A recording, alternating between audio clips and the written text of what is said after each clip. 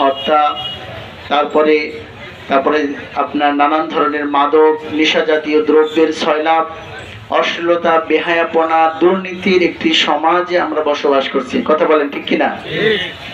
এই সমাজকে নির্মূল করতে গেলে, এই সমাজকে ঢেলে সাজাতে হলে, যেটা বিশ্বনবী সাল্লাল্লাহু আলাইহি সাল্লাম ধারণ করেছিলেন, বিশ্বনবী সাল্লাল্লাহু আলাইহি সাল্লাম সুন্দর একটি সোনার সমাজ গঠন করেছিলেন, যেই সমাজে ছিল না কোনো দুর্নীতি, যেই সমাজে ছিল না কোনো অন্যায়, যেই সমাজে ছিল না কোনো খুন রাহাজানি, যেই সমাজে ছিল না কোনো মাদক, যেই সমাজে এমনকি কোনো দারিদ্রতাও ছিল না, সেই সোনার সমাজ বিশ্বনবী সাল্লাল্লাহু আলাইহি সাল্লাম কোরআনুল কারীম দিয়ে গঠন করেছেন।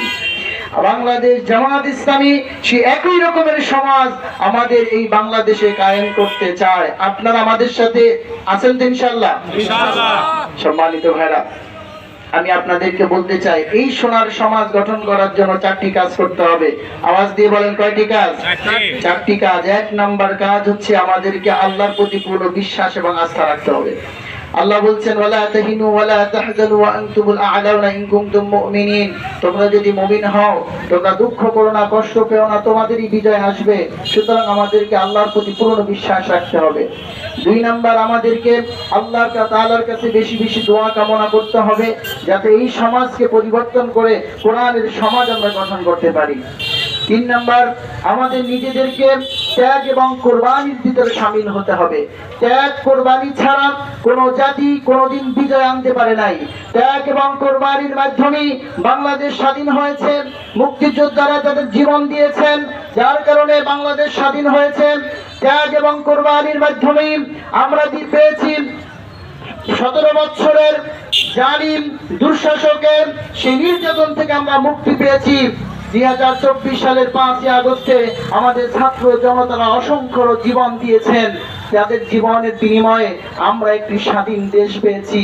আমরা আংশিক বিপ্লব সাধন করেছি। এটা আংশিক বিপ্লব এই জন্য বলছি, কারণ এখনো আমাদের সমাজ থেকে এখনো বৈষম্য দূর হয় নাই। কথা বলেন ঠিক কিনা? তার অন্যতম প্রমাণ হচ্ছে বাংলাদেশের সবার সাথে বিরোধী দলীয় যত নেতা কর্মী ছিল তাদেরকে ছেড়ে দেওয়া হয়েছে, কিন্তু আজকে পর্যন্ত জামাত ইসলামীর সাবেক অ্যাসিস্ট্যান্ট সেক্রেটারি জেনারেল ছিলেন, তিনি এখন এটি মাজারুল ইসলাম ভাইকে এখনো মুক্তি দেওয়া হয় না। কথা বলেন ঠিক কিনা? বাংলার জমিনে দেখেন, বাংলাদেশের জামাত ইসলামীর নিবন্ধনকে কেড়ে নেওয়া হয়েছিল একটা কথা বলে। সেটি কি ছিল? সে কথা ছিল, জামাত ইসলামীর সংবিধানে গঠনতন্ত্রে রয়েছে আল্লাহ রাব্বুল আলামিন হচ্ছেন একমাত্র সার্বভৌমত্বের মালিক। এই কথা জামাত ইসলামী না গোটা মুসলমানের? আপনাদের মনে হয় না? জামাত ইসলামী না গোটা মুসলমানের? যে ব্যক্তি বলে এই কারণে যদি জামাত ইসলামীকে নিষিদ্ধ করা হয়, তাদের নিবন্ধন বাতিল করা হয়, যারা নিবন্ধন বাতিল করেছে তারা পশ্চিমকালে মুসলমান থাকতে পারে না। সুতরাং সম্মানিত ভাইরা, আমরা আসলে এই সমাজের বৈষম্য দূর করার জন্য আমরা কোরআনের সমাজ গঠন করার চেষ্টা করব। কোরআন দিয়ে আমাদের সমাজ যেভাবে প্রতিষ্ঠিত হয়, সেই প্রতিষ্ঠা বাংলাদেশ জামাত ইসলামী করছে। সর্বশেষ একটা কথাই বলবো, আমাদেরকে বলা হয়, জামাত ইসলামীকে বলা হয় জামাত ইসলামী ক্ষমতায় যাওয়ার জন্য আন্দোলন করে। আসলে এই কনসেপ্টে তাদেরকে বলছি, ভাই, জামাত ইসলামী ক্ষমতায় যাওয়ার জন্য আন্দোলন করে না, জামাত ইসলামী কোরআনকে ক্ষমতায় নেওয়ার জন্য আন্দোলন করে। আমরা এই জামাত ইসলামীর সাথে একত্রিত হয়ে আমরা সামনের দিকে কোরআনকে রাষ্ট্রীয়ভাবে প্রতিষ্ঠিত করার জন্য, কোরআনকে সংসদে পৌঁছে দেওয়ার জন্য যদি জীবন দিতে হয়, শাহাদাত বরণ করতে হয়, জেল খাটতে হয়, কারা কারা রাজি আছেন? 2 হাত তুলে আল্লাহকে দেখান। লিল্লাহি তাকবীর। আল্লাহ আমাদের হাতগুলো কবুল করুন।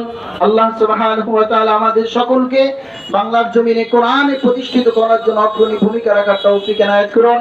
ওয়া মা তাওফীকি ইল্লা বিল্লাহ। আসসালামু আলাইকুম ওয়া রাহমাতুল্লাহি ওয়া বারাকাতুহু।